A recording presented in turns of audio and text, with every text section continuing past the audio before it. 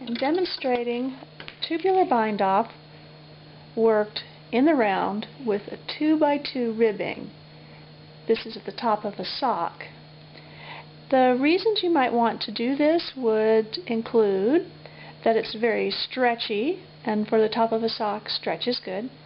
And also because we'll be making a tube, that's why it's called tubular, you can run an elastic through the tube, and that can help your socks stay up.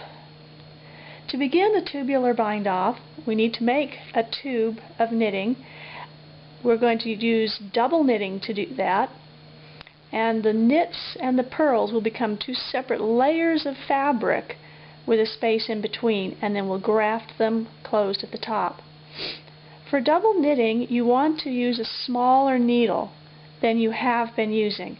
I knit this rib with a size, US size is 1.5, that's 2.5 millimeters.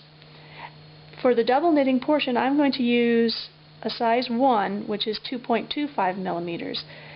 It might even be good to size down to a 0, a 2 millimeter, but this will do okay.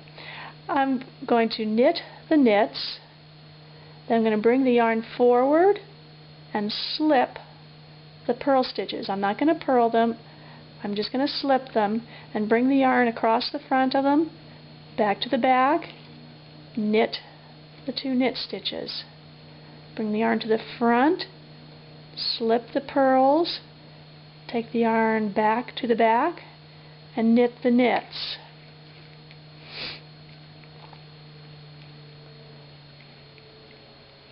So this yarn is only working the purl stitches, only working the knit stitches.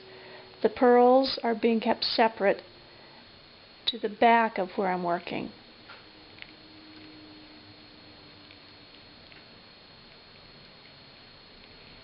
Knit the knits, slip the purls with the yarn in front.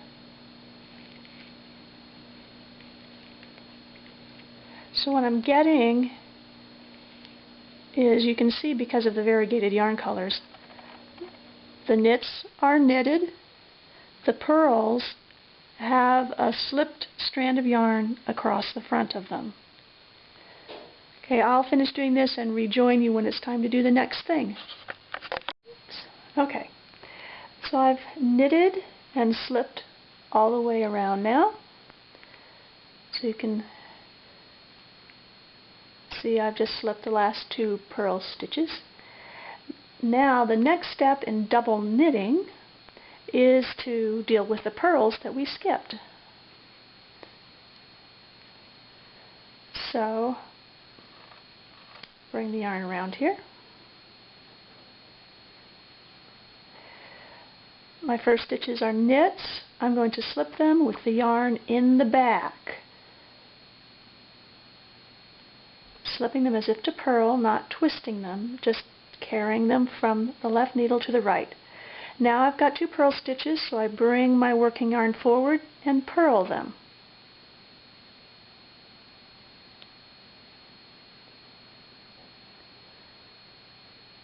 Take the yarn to the back, slip the knit stitches, purl, purl, slip, slip. So the knit stitches that I had worked, I'm now slipping, and the purl stitches that I had slipped, I am now purling. So I'm dealing with each of the stitches, but it's taken me twice around to get to all of them. So 2 times around equals 1 full round when you're working with double knitting.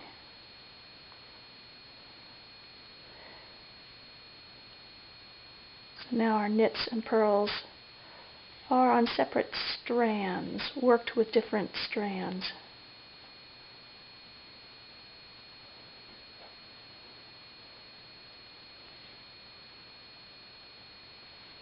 Purl the purls. Okay, I'll do the other needle, and when I come back around, we'll see what's next. Okay, I've worked all the way around to the end of my round, and I've snipped the yarn, a little less than a yard should be enough, and put it on a yarn needle. I'm about to begin the actual binding off part of the tubular bind off, and this step, although it's not absolutely necessary, certainly makes it easier to see the individual stitches, and I like to do it. It does take more needles. These are some double points, also in the size 0. And I'm holding 2 of them at once. I'm going to separate the knits from the purls. I'm going to slip the knits onto this front needle and slip the purls onto the back needle. Let me hold that a little closer. Slip the knits to the front needle, slip the purls onto the back needle. This way I don't have to reach around stitches later when I'm doing the grafting. It's easier for me to see. You don't have to slip all of them at once, just a needleful at a time.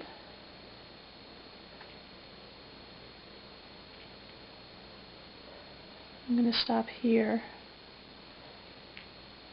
kind of pull my needles through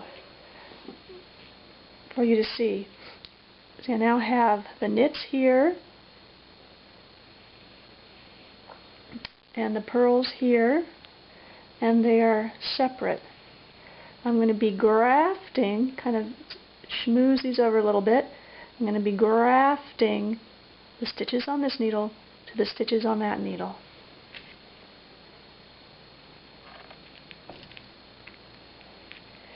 Get my yarn. Okay. I'm going to start by running purlwise through that first purl stitch, just to sort of anchor it to the stitches that went before.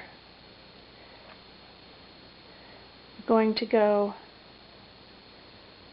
in this way, knitwise into that first purl stitch, that first knit stitch, pull the yarn through,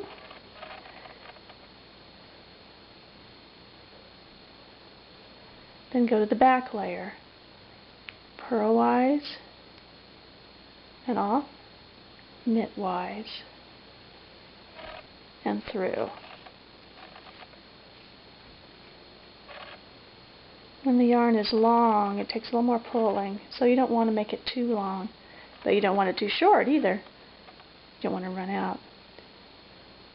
Okay, now I'm going to come back here to the front layer, the knit stitches, knitwise and off, purlwise, and then here we go, in this way.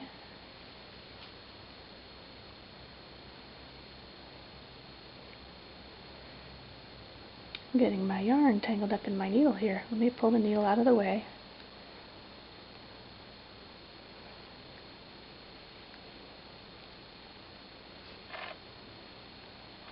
Okay, go ahead and pull that yarn through. You want to keep the yarn underneath, lower than these needle tips here, so you don't get tangled. Okay.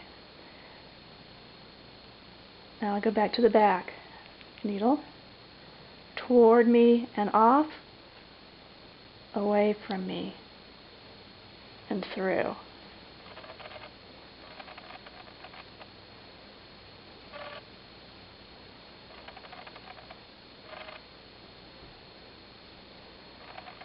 I like to think of it as which way will the bump between the stitches go.